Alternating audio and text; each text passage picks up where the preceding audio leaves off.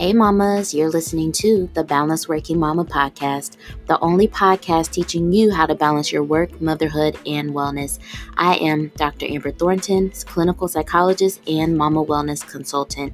Each week we dive into tips and strategies and much more so that you too can become a balanced working mama. Let's dive in.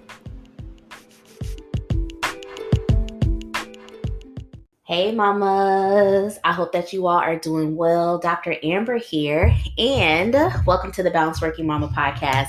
Today's episode is a little bit shorter, and I want to really quickly talk you through 3 very easy steps for setting boundaries. So, some context for this.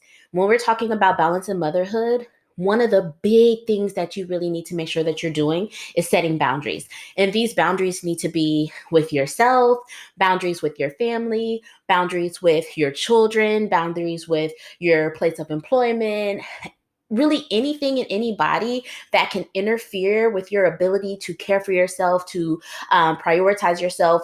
There may need to be a boundary. And I know that can be uncomfortable, but it's so necessary, especially if we are committed to this idea of having more balance in motherhood.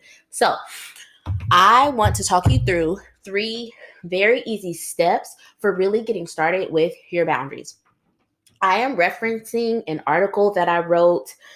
Oh my gosh, when did I write this article? This article is on balancedworkingmama.com. I'll try to remember to put a link in the bio for this. But you can definitely go back and read this. I also highly recommend that you all listen to episode 2 of this podcast. So while this is episode 93, I believe, yes, I'm still going to recommend and encourage you to go back to episode 2 because that is the very first episode where I really get into boundaries. And so there's a lot more in that one. However, 3 very easy steps to get started with your boundaries. So, number 1, the first thing I want you all to really remember is that in order to start respecting boundaries that you set, you need to actually learn how to trust yourself. That is a very big first step because a lot of times when I talk to moms about setting boundaries, they're unsure about what boundaries to set. And a lot of times that comes from a place of them actually not knowing what feels good. They don't know what they need. And it's because they're really disconnected from how they feel or what's going on for them. So really make some space for learning how to listen to yourself, but then once you can actually hear yourself, to trust yourself. So if you're struggling with actually hearing what your body needs, meditation is great for this. And when I say meditation, I don't mean that you need to do 10, 15 minutes at a time. 2 minutes. 2 minutes to just sit and breathe, and that helps you to connect better with your thoughts, your feelings, and your body.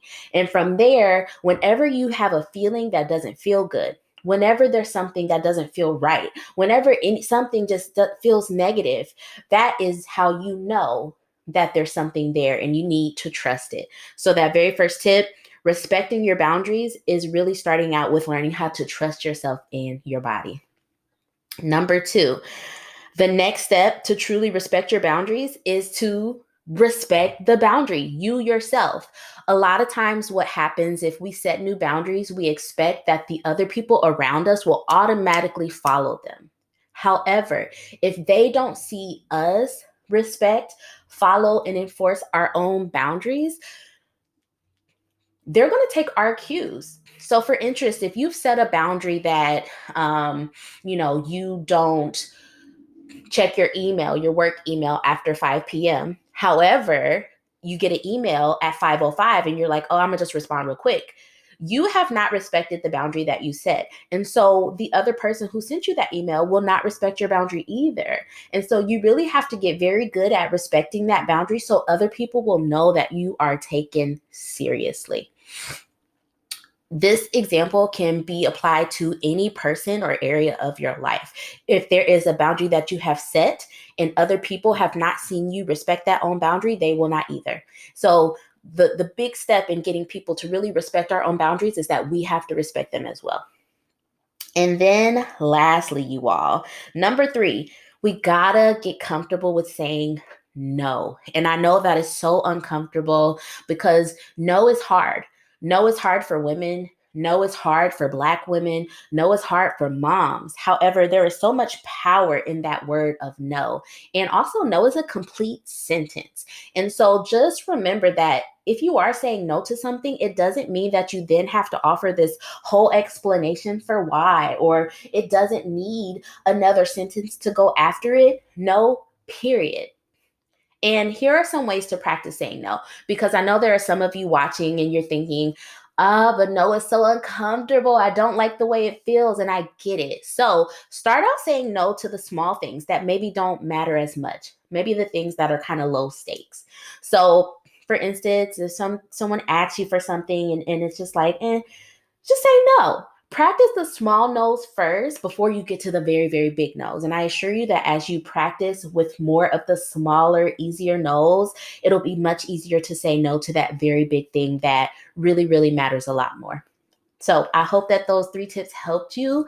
I am excited to support you on your journey of having more boundaries in motherhood. And I know that that'll help you with your balance. Bye.